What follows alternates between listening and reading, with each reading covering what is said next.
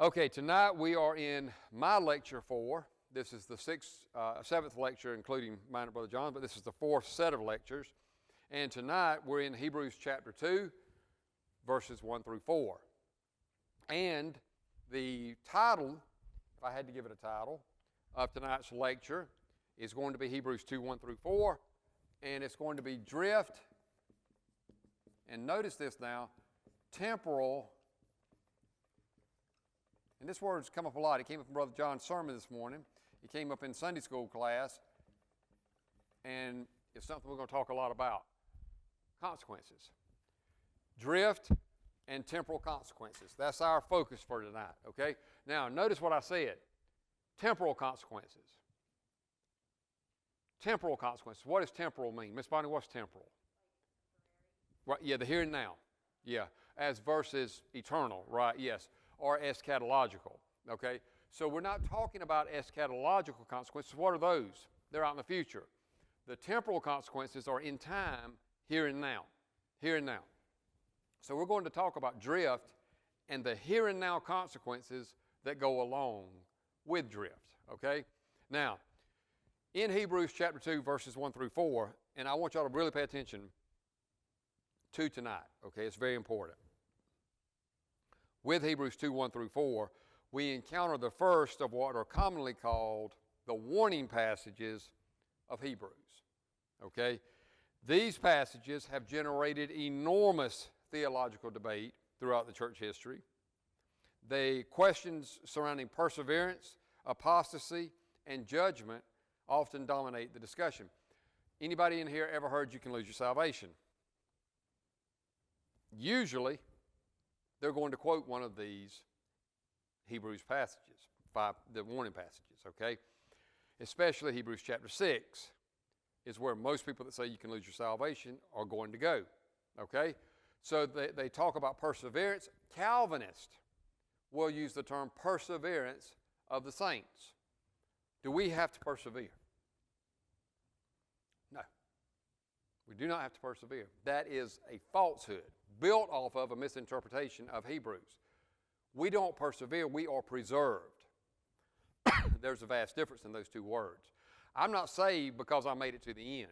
And I don't make it to the end because I'm saved. I may what? And we'll see it in Hebrews. The warning is what? Don't fall away. Why would the writer of Hebrews say don't fall away unless you could? Is he talking about falling away from salvation? No. And we're going to see that very clearly when we get into the book of Hebrews. So, there is no such thing as perseverance of the saints. There's preservation of the saints. I'm not persevering, I'm preserved. Okay? God has a hold of me, and hopefully I got a hold of God. But if I let go of God, He still does not let go of me. I don't persevere, I'm preserved. And I want you to get that vocabulary in your head. Now, Brother John preached an outstanding sermon today that if what he said is true, and it was, we ought to live what? Sanctified lives. It all changes. It all changes. I'm not saying we go through life living any way we ought to, that we want to. That's not what I'm saying. As a matter of fact, I'm 100% against that. We're talking about what? Consequences. So I'm telling you, you cannot live the way you want to live. Brother John said it this morning. You don't get to determine how you come to God. God set up the parameters and the rules on how you come to Him. Right? If you don't, what do you suffer? Temporal consequences. Okay? So, I don't want to be misquoted. I'm very much for. As a matter of fact, I am begging you, I'm imploring you to live a sanctified life. But, you're not persevering for salvation. And if you fall away, that doesn't prove you weren't saved. And if you don't fall away, that doesn't prove you are saved. There's a lot of people, what do? In the eschatological judgment, Jesus said, many shall say to me in that day, Lord, Lord, did we not, and they give an impressive resume, right? Prophesy in your name, do miracles in your name, cast out demons in your name. Things I couldn't, don't even have the capability of doing. They actually do. And Jesus never says you're a liar, you didn't do those things. What does He say? Depart from me, you worker of iniquity. I never knew you. I never knew you. Not that I knew you and you fell away and I forgot you. I never knew you. At any point in time, I never knew you. Okay? They persevered, but they were unsaved. They were doing great things, but they were unsaved. And there's a lot of people that do very little, next to nothing, who are preserved. But Brother John hit the nail on the head this morning. What did he say? Pay attention to what he said now. We will stand before Christ. We, Christians, will stand before Christ in judgment for what we've done. And he said it this morning, quoting 2 Corinthians chapter 5, verse 10, both good and bad. So I'm warning you, there is an eschatological judgment, but I'm even doing more than most pastors do. I'm telling you there's a temporal judgment for us, Christians, right here, right now. Consequences. Drift and consequences right now. Okay? So keep that in mind. All right. Got way into that more than I wanted to, but I want you to understand where I'm coming from. I don't want to be misquoted. I'm not telling you you can live however you want to and everything's hunky-dory. You live how you want to, there will be consequences. Brother John, if a priest did not wash and a priest did not prepare and a priest went into the temple, the tabernacle, what happened to him? Yeah. Consequences. Consequences. Okay? Consequences. I'm telling you there's consequences. Up to and including death. Consequences. I want to drive that home. Okay? Now, however, before we bring theological systems to the text, we must begin where we have committed to begin throughout this course, with the text itself, read in its grammatical, historical, and literary context. And when we do that carefully, one of the first things we must recognize is that Hebrews contains a deliberate pattern of warning sections that function as a literary and rhetorical device within the epistle. Now, there are 5 warning passages in Hebrews. Most scholars identify 5 major warning passages. Hebrews chapter 2, verses 1 through 4, the danger of drifting. Hebrews chapter 3, verse 7 through chapter 4, verse 13, the danger of unbelief. Sounds like a lost person. It's not. Hebrews chapter 5, verse 11 through Hebrews chapter 6, verse 12, the danger of spiritual immaturity. So 2, 1 through 4, drifting. 3, 7 through 4, 13, unbelief. 5, 11 through 6, 12, spiritual immaturity. Then there's 4 and 5. Hebrews chapter 10, verse 26 through verse 39, the danger of intentional or willful sin. 10:26 through 10:39, the danger of intentional or willful sin. And then the final one is Hebrews chapter 12, verses 25 through 29, and that's the danger of refusing God. All right? The danger of refusing God. Now, these are not random insertions. They are strategically placed throughout the epistle. Now, I want to say something here very, very quickly. These 5 passages are Hebrews. I'll say it again. These 5 passages are Hebrews. Okay? Ian told me today he likes to cook red velvet cake. We didn't get to the a question I wanted to ask you. Do you cook a layer and then put the icing, and a layer and then put the icing? Is that the way you do it? Okay. So you got cake with icing in between, right? All right. The cake of Hebrews is these 5 passages. You understand? The icing makes it pretty. Got to have icing. Got to have icing. But the cake, you can't have a cake without the cake. You just got a big ball of icing without it, right? You can't have cake without icing. You can't have icing. You can't have a cake without the cake, though. Okay, so keep that in mind. These 5 passages are Hebrews, and if you misunderstand these 5 passages, and by the way, they're interconnected. You got to take all 5 of them together. If you don't understand how these 5 function as a unit, you will, for sure, absolutely mess up the book of Hebrews. Does that make sense? Okay, so this is critical. All right. So, the literary function. These 5 warning passages function as a hortatory interruption. All right, now what is, well, I'll just put it up here. Maybe it's hortatory. All right, it's not a plant. What is this? Anybody know? Hortatory. It's not a common English word. exhort. Can you see exhort in hortatory? Okay, it's right there in the first part of it, right? Okay. In other words, the author develops a theological argument, and then he pauses, so to speak, to exhort his audience, and then he resumes his argument. This creates a rhythm: exposition, warning, exposition, warning, exposition, warning.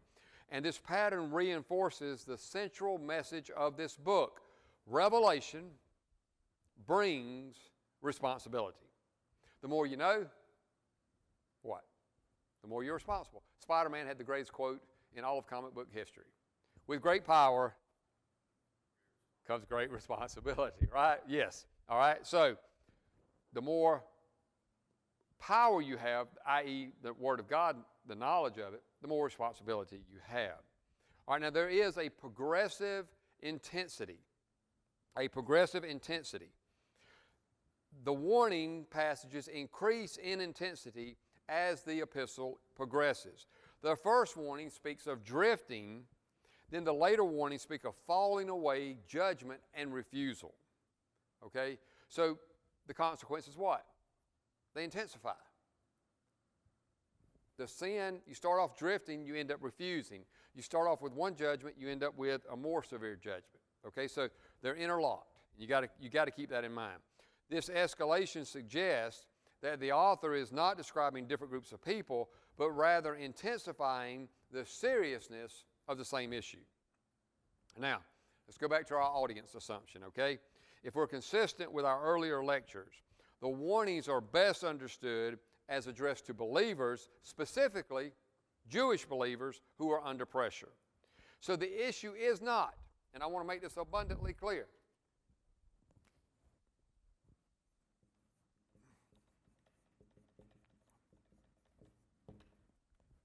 the issue is not how to be saved. It has nothing to do with salvation whatsoever. Nothing about to do with salvation whatsoever, okay? The question then is, how do those who have received salvation and the accompanying revelation respond to it? Okay? Not how to be saved, but how to respond to God's revelation after you have been saved. All right? Now, what are the nature of the consequences? Crucially, the warnings concern real consequences. Brother John, you probably heard this before. Like in Hebrews chapter 6, this is a hypothetical setting. You know, the author saying, if this could happen, this would be the consequences. No, absolutely not. That has no force. Who cares about a hypothetical situation? Okay? Paul, I believe, well, not Paul, but Luke, is writing to the Jews in Antioch that are under pressure to go back to the temple sacrificial system. They're under pressure from their fellow Jews. They're ostracized. They're having real issues, real struggles, real heartaches. Who cares about a hypothetical situation? Hey, man, we got real problems here, and you're talking about you making up a fake problem? How about fixing this problem without making up more? You see, so it's not hypothetical, okay? It deals with real consequences. But those consequences are best understood in context as temporal, here and now, covenantal, and disciplinary, rather than automatic references to eschatological or eternal condemnation. This fits the broader context of Hebrews, which consistently addresses covenant responsibility and faithfulness under pressure. All right, now, let's look at the transition from Hebrews chapter 1 to chapter 2. We finished off chapter 1 2 weeks ago, took a break last week, and now we're ready to move into chapter 2. Hebrews 2, 1 through 4 does not stand alone. It flows directly out of the argument of chapter 1. Remember, chapter 1 established that Jesus the Son is superior to angels. Jesus the Son is enthroned, and Jesus the Son is the final revelation, the highest revelation of God the Father. Now the author draws a conclusion. If that's true, how should we respond? Okay? He's superior to the angels, he's on the throne, and he's God's final revelation. So what? All right? So we get to Hebrews chapter 2, verse 1, the danger of drifting. So let's go to the text. Verse 1, for this reason we must pay closer attention to what we've heard so that we do not drift away from it. For this reason, it says, okay? Now, diatauta is the Greek. I'm going to try to minimize Greek, but I do want you to hear this.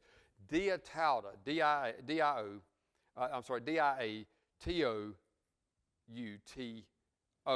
diatauta, it's two different words, connects directly to chapter 1. When you see diatauta in the Greek, it does this right here. It grabs what was here and it pulls it over to here. It grabs what was here and it pulls it over to here, and now it's going to do something with what it grabbed, okay? That's what it does every time. So diatauta is important in this case, and that's why I mention it, okay? He says, for this reason, therefore, attention is required. He says we must pay closer attention, okay? He doesn't say we should, we ought, or we may. He says we must, okay? The verb here in Greek is a very strong word for necessity. It's not optional. It is a matter of obligation. Because Jesus is all these things in chapter 1, because of that, we're going to grab it and we're going to pay closer attention to it and what we need to do with it, okay? He says pay much closer attention. Pay much closer attention. Give focused attention. To be vigilant. All right? I'm going to use Ian and Alyssa since they decided to be boyfriend and girlfriend. I'm going to do this to them. All right? Ian, don't you look at him. You look away. What color are her eyes? Okay. Did he get it right, Alyssa? How'd you know that? Why? All right. He does that. See, Ian's my favorite, y'all. The reason I do this to him, and I'm glad you passed the test, so you still got a girlfriend. The reason he does that, why? She matters to him.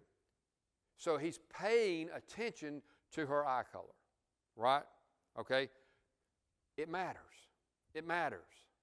She matters, therefore you notice things about her, okay? Now, this is the word that is being used here in the Greek. Pay focused attention. Be vigilant. And lock into this Jesus that I just told you about in chapter 1. Anchor yourself to him, okay? He says what? We've got to pay close attention to what we've heard. This refers to the message about the Son and the revelation that he delivered. All right? Be careful what? Lest we drift away. Drift away. Now, Brother John, in our very first lecture, this is where he went. Y'all remember that? He started with chapter 2, verses 1 through 4, and he talked about drifting, okay? And this is a nautical term. He did a great job describing that. It's a ship slipping past the harbor, slipping away from its moorings. It's gradual. It's unnoticed movement. It's passive deviation. You're not paddling to get away from the harbor. What are you doing? Nothing. The nothing is what lets you drift. Do you see what I'm saying? The nothing is what lets you drift. You're not trying to get away from the harbor. You're being carried away from the harbor. By what? Doing nothing. Okay? You got to have that picture in your head. All right? So, the key insight. Drifting is not rebellion. It is neglect. It is not a sudden rejection. It is a slow loss of attentiveness. Okay. Now, Ian, one of these days, if you get married to some girl somewhere, sometime, don't know her eye color on the first month of dating, and then me ask you the question 5 years later, what's her eye color? And you go, I don't know. That would be a bad thing, right? You ought to know more about her eyes 5 years later than you do after the first month of dating, right? Okay. Why? Because men, unfortunately, I'm going to speak against men, they tend to begin to take their wives for granted. We open car doors when we're dating. We send flowers. I don't know why, we do. We actually put on a little bit of cologne sometimes when we go on a date. We plan things. We try to get nice restaurants. We do those things, right? And then we've been married 5 or 10 years. And you get the door yourself. I'm over here. It's too far to walk. Right? We don't do the little things that we did at the beginning. Men are bad about that. Okay? It's not that we're rejecting our wives. That's not the point. It's a slow loss of attentiveness.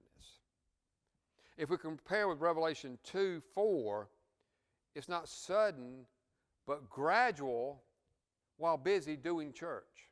Revelation chapter 2, verse 4. If you go over and read it and then read this, you'll find out this neglect happens over time almost imperceptibly. Okay? Almost imperceptibly. I'm going to tell you a quick story about how this works. I was in Panama City Beach, and a friend of mine, we went out into the channel between the first and second sandbar. That's a pretty good ways out there. All right? And we started treading water. And we were treading water, I think we treaded water about 2 hours, 2.5 hours. And we noticed, though, about after every 25, 30 minutes, my wife and his girlfriend they were up on the beach right there, and we were out in the channel, and we were treading water. But about every 25 minutes, what we have to do, we have to swim back, because somehow we were nowhere near where we were 25 minutes ago. We didn't swim down there, but we had to swim back a few hundred yards. How did we get down there? The current. It carried us. We didn't know we were being carried away. It was just after 25 or 35 minutes, we'd say, "Where's the women?" "Oh, they're over there." And we realized we had, drifted. And we'd have to make an effort to get back to where we were. And then we'd say, "Don't let that happen again." And 30 minutes later, where would we be? Again. We drifted.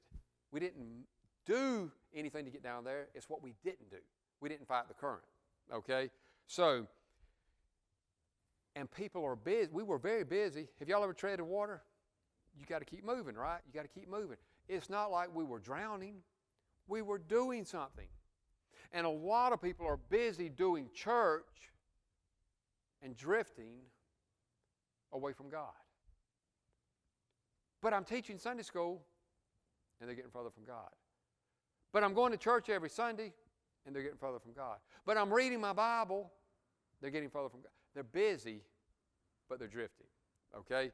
So, now let's look at Hebrews 2:2 through 3a. The argument, Brother John mentioned this several times, the argument from lesser to greater. Verse 2, "For if the word spoken through angels proved unalterable, and every transgression and disobedience received a just penalty." All right, let's look at our grammatical historical method here and make a couple of observations. The word spoken through angels refers to what? The Mosaic Law. This reflects a common Jewish understanding that angels were involved in mediating the law. Now, in the Greek, we have two terms here, transgression and disobedience. And these terms are very specific. They emphasize active violation and failure to listen, respectively. Okay? Active violation and failure to listen. Brother John, I never thought about this morning until you said it, and I want to ask you now and put you on the spot. Why did they put the blood on the right ear? What was the significance of that? My point was just, because it was like hearing, doing, Yes. the thumb, Yeah. and then you're going. Right. But so what is hearing in the Jewish world, do you think? Obedience. Exactly. It's not just, did you hear me? It's not, did you hear me and do? Yeah. Right. Okay? So, this is failure to listen. Okay? Failure to listen. And therefore, what happens? You don't do the thumb. You actively violate because you didn't listen. Okay? So keep that in mind. Just penalty. A just penalty. A deserved payment. Right? A deserved payment. At the end of the week, Cleveland, when you cut down a tree, do you want to be paid for it? Why? So you did the work. What does that mean? Yeah, exactly. They owe you. Why? I did what I was supposed to do. We agreed on a price. I did the job. Now give me what you owe me. That's just. Right? That's a just payment. That's what it says here, a just payment. Okay? Verse 3. Now here's the question. How will we escape if we neglect so great a salvation? Now notice the word neglect. Okay, neglect. It means to disregard, to be careless, to fail to value something. Okay? To fail to value it, to disregard it, to be careless with it. The text does not say if we reject salvation. It says what? If we neglect if we neglect so great a salvation. Not reject, neglect. There's a difference. There's a difference. There's a difference, okay? Pay attention to the words and why he uses the words he uses. He does not say, how shall we escape if we reject our salvation? Can you escape if you reject salvation? Absolutely not. But the question is, how shall we escape if we neglect? Now, here is the important thing, and I'm going to get off my notes here for just a second. Remember what we're talking about. If we neglect the salvation that's been provided to us, how do we escape? The answer is what? What do you think? You don't. What do you suffer? Temporal consequences, right?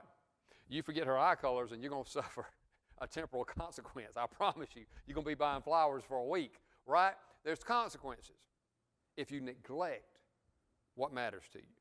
Same thing with the book of Hebrews, okay? So, we're not rejecting, we're neglecting, all right? So the lesser to greater logic. If a violation of the Mosaic law brought consequences, how much more serious is neglecting the revelation of Jesus? Now, what is the nature of so great a salvation in chapter 2, verse 3b? Here's what it says. After it was at the first spoken through the Lord, it was confirmed to us by those who heard. All right, so here's the observation. This salvation was spoken by Jesus and confirmed by eyewitnesses. This reflects a historical transmission and apostolic authority. Okay? This is not handled at random. This is not sloppy work. We know who said it. Jesus. Who is Jesus? The one superior to the angels. The one who's enthroned. The one who's God's final revelation. But we don't just have his word, even though it's good enough. We've got eyewitnesses who saw it and passed it down and took care to do it very meticulously. Apostolic authority, right? John, Paul, all of those people, they had God's permission and God's empowerment to tell us what Jesus said and confirm it. So it's very meticulous, all right? There's an important clarification here. The focus here is not on the means of justification. It is on the message delivered and received within the community. It is on the message that was delivered and received within the community. All right, so divine authentication, chapter 2, verse 4. The text says, God also testifying with them, both by signs and wonders and by various miracles and by gifts of the Holy Spirit. Notice what it says. Fourfold testimony. How many does it take in the Old Testament to convict somebody? How many witnesses do you have to have? At least 2, preferably 3, right? How many is God given? Doubling the requirement, okay? Notice what he says, signs, wonders, miracles, and spiritual gifts. All right, so if we go to our grammatical historical method, these elements confirm the authenticity of the message and the authority of the messenger. So what's the key point? The audience has not received a vague or uncertain message. They haven't. They haven't. All right, let me ask y'all something. Anybody in here think I like Calvinism? Y'all chuckled like almost hilariously. Why? Am I unclear about where I stand on Calvinism? Or am I ultra clear? I'm pretty clear, right? Okay, so you can say with all confidence, I don't approve of Calvinism. You're certain because the message has been authenticated, repeated over and over and over and over again. These people have received a confirmed revelation and a tested truth with divinely authenticated instruction. It's not me hating Calvinism. This is Jesus Christ telling Nicodemus, you must be born again. This is John and Paul saying, this is what Jesus said, for by grace are you saved through faith, and that not of yourselves. It's the gift of God, not of works, lest any man should boast. You see? Jesus said it, not me. They verified this is what he said, independently of each other. This is what Jesus said. Okay? So we know it's certain because it is clear. It is clear. It's not vague. All right? So let's look at drift and temporal consequences. Put an argument together. The logic of the passage is clear. God has spoken in the Son. That message has been confirmed. It carries greater authority than previous revelation. Therefore, neglect carries greater consequences. Okay? The nature of the consequences. Now, in light of the audience and the context, the consequences are best understood as loss of reward. And when we see the other four warning passages, I want you to have this in mind. We're not talking about eternal life. This is going to become abundantly clear. We're talking about consequences right here and now.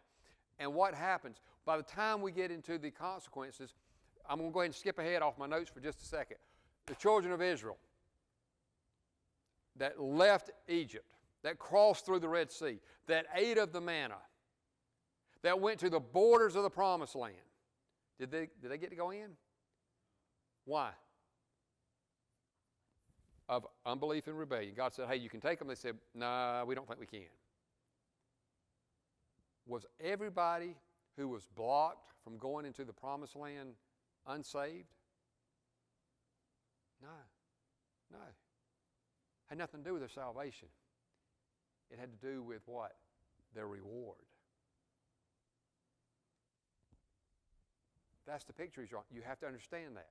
In Hebrews, the Exodus is critical to his message. And the point of it is there are consequences for doing certain things, neglecting. And if you neglect to keep your relationship with God right, the consequences you're going to suffer them here and now, and also in the future as well. So it's a loss of reward. It's divine discipline. It's consequences and experiential loss within the Christian life. Esau, when he gave up his birthright, what does it say he did? For a bowl of soup, right? He went back and, do y'all remember the exact words of the Bible, what he did? There's two words. Wept bitterly. Was it real weeping? Yeah. Was it like a little tear trickling down his cheek? No. What do you call Alyssa? Ugly crying? He ugly cried. Okay? He ugly cried. He was really sorry. But consequences. Okay? So you got to keep these things in mind. All right. This is not eternal condemnation. This is not eternal condemnation. The passage does not explicitly describe loss of justification or eternal damnation. Instead, it warns of the serious consequences of failing to respond appropriately to revelation. God's revelation through and from Jesus. All right, now let's look at the parallel with Romans 6, because I think Romans and Hebrews go together very well, and this is a great chance to illustrate that. Romans chapter 6 goes along with this warning passage. What? The wages of sin is death, right? Isn't that what Romans 6:23 says? For the wages of sin is death. The wages principle is applied to believers. At this point, it's helpful to observe a theological parallel that reinforces the warning given in Hebrews 2. The principle of consequences tied to conduct is not unique to Hebrews. It is also clearly articulated by the Apostle Paul in Romans, particularly in chapter 6. Romans 6 is Ian, I pick on you all the time, but I'm going to give you a chance to shine, okay? I'm going to let you redeem yourself. All right, here it is. To whom is Romans written, saved or unsaved? All right. It's written to save people. Now, here's what Paul is saying. He's writing to believers, and that's crucial. He's not explaining how to become justified before God. He's instructing those who are already in Christ regarding how they're to live. And in Romans 6:16, Paul says, the one to whom you present yourself as a slave is the one who becomes your master, whether of sin leading to death or obedience leading to righteousness. This establishes a principle of experiential consequence. The choice of the believer produces real outcomes in their life. This culminates in 6:23, for the wages of sin is death. While often used in an evangelistic context, within its immediate context, Paul is addressing believers and describing a principle, not merely a one-time event. The term wages refers to earned compensation, what is paid out as a result of what one does. Okay? The wage principle. The key idea is this: actions produce consequences. Actions produce consequences. Ian, if you're not, I'm going to pick on you again for half a second. if you take a pot of grits and you're careless with them, what happens? Consequences. Consequences. Okay? Actions produce consequences. That is a law. For the unbeliever, this ultimately culminates in eternal separation from God, hell. But for the believer, the principle still operates in a different sense within the realm of temporal experience, fellowship with God, spiritual vitality, and divine discipline. Right? Children do something wrong, what do the parents do? They discipline them. Go to your room, sit in the corner, whatever your timeout is. Fellowship is broken at this moment, right? God does the same thing. There's consequences for your actions. Thus, death in this context can include spiritual dullness, loss of vitality, relationship distance and fellowship, and the effect of sin in one's present life. Now, what is the connection to Hebrews 2? This aligns directly with our passage today. The issue in Hebrews is not how does one receive eternal life. The issue is what happens when those who have received revelation neglect it. Just as Romans 6 teaches that sin produces consequences in a believer's experience, Hebrews teaches the neglect of revelation produces consequences within the community. The logic is consistent. In Romans 6, sin leads to death, experientially understood for believers, and in Hebrews 2, neglect leads to loss and consequences. Both passages affirm the same theological reality. Okay? Grace does not eliminate consequence. If Sadie, Catherine, goes home and takes a paintbrush and decides she wants to redecorate the barn, and it's in fuchsia, you love her? You going to disinherit her? But it's something going to happen. There's consequences, right? She's not disowned. She's still your child. You still have a relationship, but the relationship is altered for a temporary time due to what? Her choices. They have consequences. Now, Catherine's a good mom, but she's not perfect. And yet she understands there have to be consequences for choices. God is perfect, and He's our parent, and we're His child. Don't you know that if an imperfect parent has to impose consequences for wrong choices, that a perfect, holy, just God has to impose consequences for our sinful choices? Common sense tells you that, right? You can't let her paint the barn fuchsia and nothing happened. She might decide to paint your Jeep, orange next for an encore, unless there's consequences, right? Consequences teach us. So keep that in mind. All right, so reinforcing the warning. The parallel strengthens our understanding of Hebrews 2. Drifting is not harmless, neglect is not neutral, and failure to respond to revelation carries real, measurable consequences, even for those who are part of the body of Christ. And this is precisely why the author begins this series of warnings with such urgency. We must pay attention. We must pay much closer attention, he says. Now, the connection to the broader argument of Hebrews, and I'm nearly done. The first warning sets the tone for the rest of the epistle. The pattern will continue. Greater revelation, greater responsibility, stronger warnings. The audience, Jewish believers who are under pressure, are being urged, the audience is being urged, don't drift back, don't neglect what you've received, and don't treat lightly the revelation that we have received from and through Jesus Christ. Now, text before tradition. Text before tradition. At this point, we must again emphasize method. The conclusion drawn here comes from the grammar of the text, the historical setting, the literary structure of Hebrews, and only after establishing these observations can theological conclusions be developed. This protects us from importing later doctrinal debates into the passage, flattening the warning passage, or misreading their purpose. So what's the conclusion? Hebrews 2:1-4 introduces the first and most subtle danger facing the audience. Drift. Not open rebellion, not explicit rejection, but quiet neglect. And the warning is clear. If lesser revelation brought consequences, then greater revelation brings greater accountability. The Son is spoken, the message has been confirmed, and the responsibility is real. And the danger is not that one might suddenly abandon everything, but that one might slowly, almost imperceptibly drift away. And as we bring this warning passage to a close, the force of the author's argument should be clear. The danger he identifies is not open rejection, but quiet neglect. And the reason this matters so deeply is because of whom has spoken. Who spoke? Jesus Christ. That matters. The Son is superior to the angels, has delivered a message that has been confirmed, authenticated, and entrusted to the church.